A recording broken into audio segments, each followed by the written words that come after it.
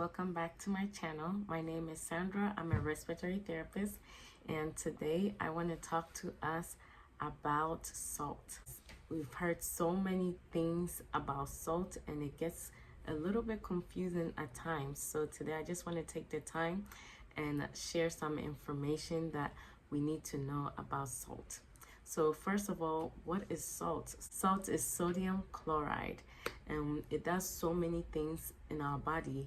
Salt is also an electrolyte, and we need sodium chloride in our body to help to regulate some of our body fluids. So one thing that sodium does is that it helps to regulate fluids in our body. Another thing that sodium does is that our body uses it to send signals. And another thing is that sodium is also used to regulate the fluid balance in our body.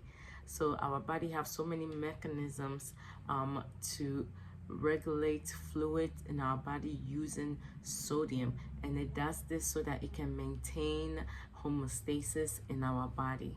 I want to show you the mechanism of what happened to sodium in our bodies. When it comes to sodium, we hear a lot about the fact that it causes our blood pressure to increase, and I just want to show you the mechanism about how it works in our bodies. So let's say you have your regular blood pressure here, and then you take in some salt, and once you eat the salt, what happens is that the blood volume increases because fluid follows salt in your body. So the blood volume, your blood volume will increase at that time, and then that causes your blood pressure to be high. But it doesn't end there. Your body is so smart, and our bodies are so wonderful that what happens is that there is a process called pressure diuresis. This is when your kidneys filters things out. So your kidney filters out stuff and it reabsorbs stuff. So what does it filter out? It filters out everything because it has to get rid of the bad stuff. So it filters out both the good and the bad, and then it reabsorbs the good stuff. So it ends up reabsorbing a large amount of the sodium that we take in.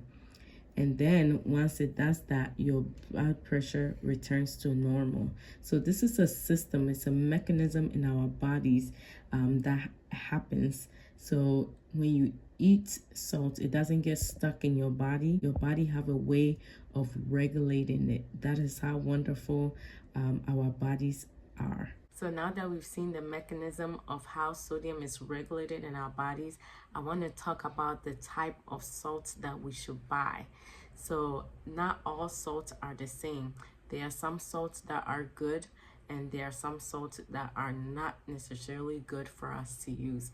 So when you are buying salt, you want to make sure you buy a good quality salt. So let's take a look at the salt that we normally buy. So we normally buy these iodine salt that's in the blue container. But when we look at the ingredients in it, it's not so good. There is salt, which is sodium chloride, and then there is calcium silicate. This is an anti-caking agent. This is used so that the salt will not clump up together. It wouldn't cake together, so that when we pour it, we get a nice smooth pouring of the salt. And then there is dextrose. This is sugar. Dextrose is another name for sugar. I never knew that there was sugar in salt. And then there's potassium iodine.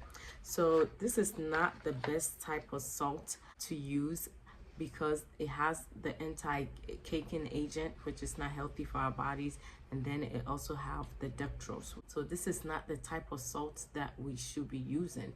And I know when it comes to the iodine salt, we are told to use the iodine salt to get a good iodine in our system. But to get the best iodine in your system, it's better that you get an iodine supplement. I'll show some iodine supplements on the screen. So what are some of the best salts to use? So one of the best salts to use is Redmond Real Salt. That is made in the US and is one of the best salts that you can use. And then you can also use Celtic salt. And another salt that you can use is the pink Himalayan salt. So some of these salts are the best to use. And also, if you can find a quality sea salt without any other ingredients in it.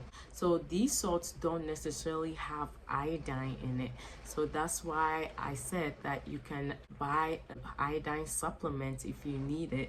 It's better that way to buy a quality iodine to use, because what comes in the salt is not necessarily the best iodine. The reason why these salts are also good is that it doesn't only have the sodium chlorides, it also have other trace elements and other minerals in it. So you can find minerals such as calcium, iron, zinc, chromium, potassium, sulfur, phosphorus, all these, and so many other trace elements in these salts. So these are better salts for you to use, and they are more quality salts for you to use.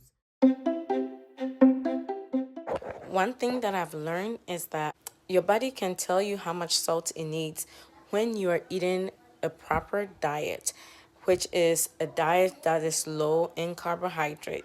When you are eating that, your body will be able to give you the signals that it needs to give you. Your body can regulate it so good that even some people find that they may not need salt at all in some periods of their life. So it's important that as you are changing the quality of your salt, you also change the way you eat. So when it comes to consuming salt, there are a group of people who needs to be careful about their salt consumption. These are people with certain diseases that interferes with the mechanism that I spoke of earlier. For example, people with kidney disease, they are told to consume much less salt or not to consume salt at all. So if you have such a disease as those, you should not consume much salt, because that system is broken because your body is not able to regulate the salt the way it should. So I hope this gave you great information about salt and the type of salt that you should use. I hope you switch over to a better quality of salt.